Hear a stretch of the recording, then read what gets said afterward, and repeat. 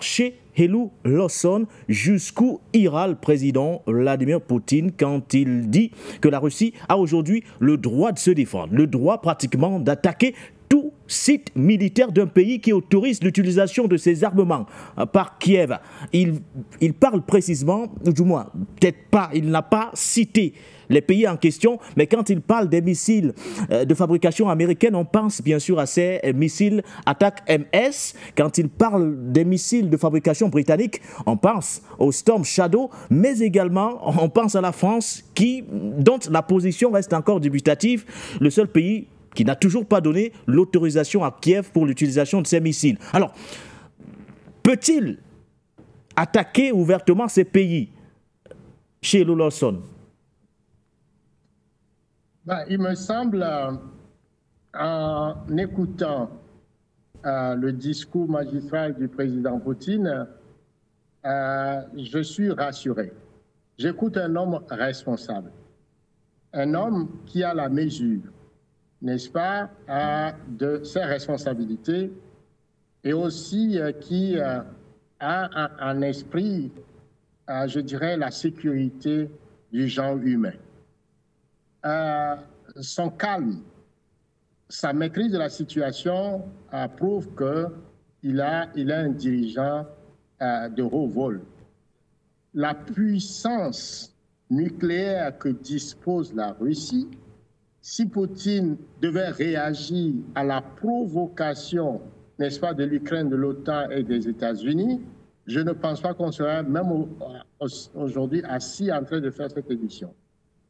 On est puissant par la capacité aussi à avoir la maîtrise de sa puissance. Je pense qu'il vient de démontrer cela et ça peut être assez rassurant pour l'humanité. Je pense aussi que dans la stratégie ou dans la tactique, le président Poutine est encore, je dirais, à l'étape d'essai. C'est-à-dire que c'est juste quelques signaux qu'il envoie parce qu'il a dit dans son discours que le missile balistique supersonique est juste tout simplement à portée moyenne qu'on a utilisé pour détruire le complexe militaro en Ukraine est juste un essai.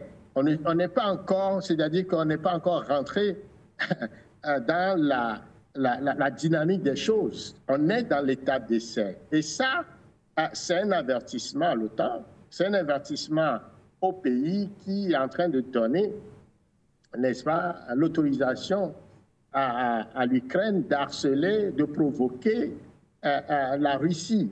Je ne sais pas ce que ces dirigeants sont en train de faire.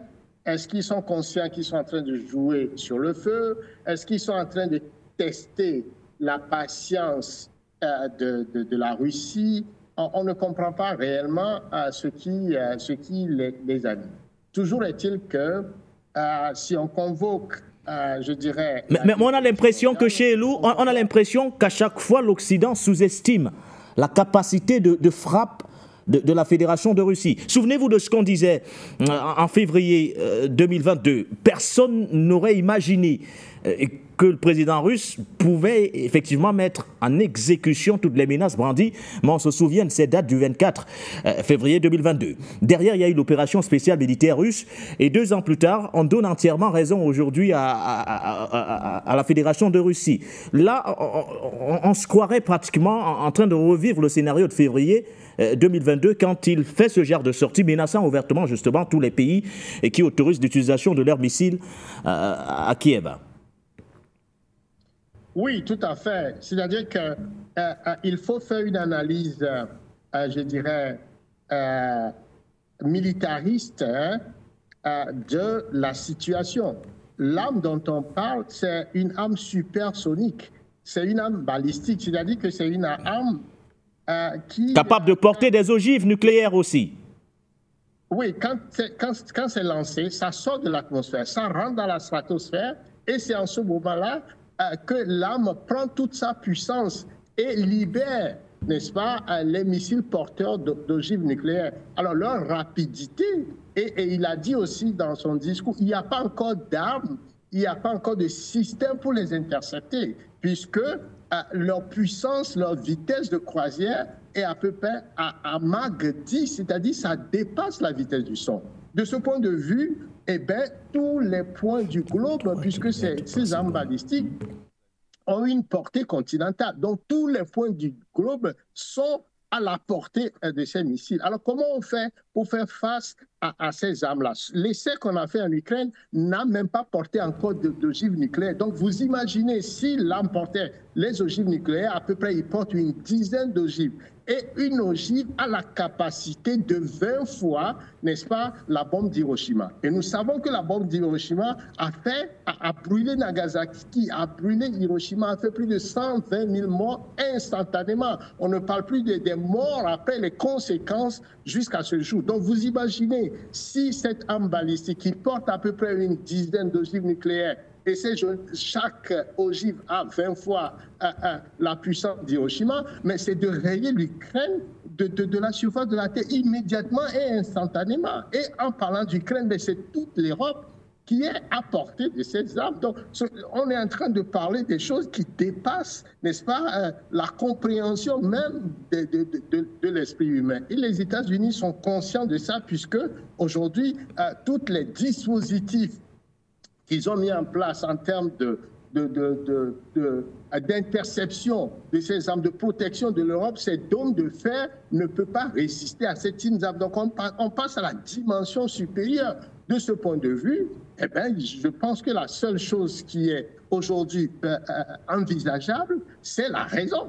C'est les négociations, c'est la paix, c'est les conditions, n'est-ce pas, des accords qui assurent la sécurité mondiale. Alors, nous sommes ici en train de voir qu'il y a une administration, l'administration Biden, qui sont des démocrates en fait, et ça aussi c'est une contradiction du point de vue idéologique, qui portent une idéologie humaniste, une idéologie de progrès social, mais aujourd'hui qui sont les néoconservateurs fat en guerre, qui veulent utiliser la guerre et cette stratégie guerrière de Biden a échoué sur toute la ligne.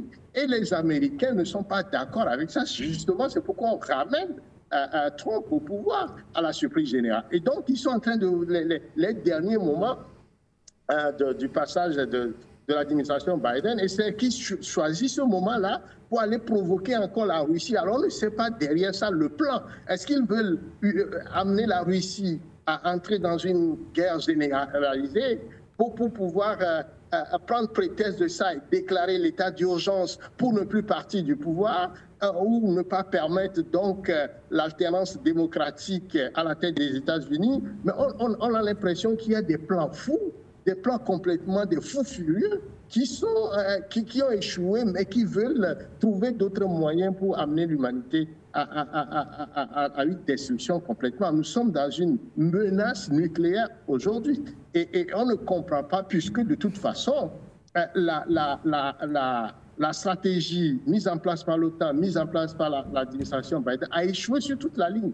L'Ukraine a été armée à plus de 4 reprises. Il y a eu des phases. Et toutes ces 4 reprises, ça a été un échec. D'abord, on a parlé d'armes non létales.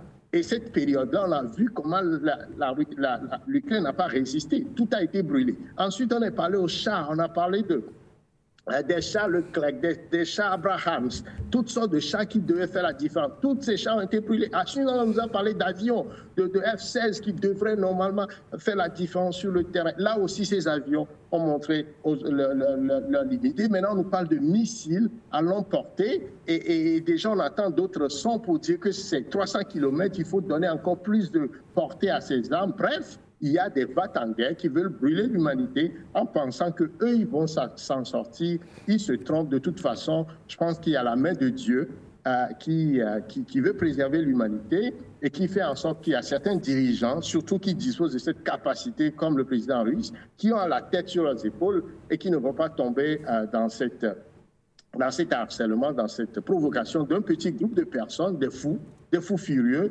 parmi lesquels il y a Macron, et qui gesticule, parmi lesquels les Britanniques, parce qu'ils ont pensé que depuis à peu près 1 ou 2 siècles, ils ont le contrôle de l'humanité par la violence, par la guerre. Donc ce système anglo-saxon d'hégémonie mondiale qui utilise la diviser pour régner à travers le monde, eh bien, il veut toujours préserver ce système. Je pense que ce système, aujourd'hui, arrive à sa fin et nous basculons dans un monde multipolaire qui permet justement l'émergence de nouvelles puissances, de nouveaux peuples pour pouvoir créer un autre ordre mondial équitable de justice, de paix, de sécurité, où chacun est à la table dans une relation de respect. Pour sortir, M. Chi. Plutôt qu'une forme d'hégémonie.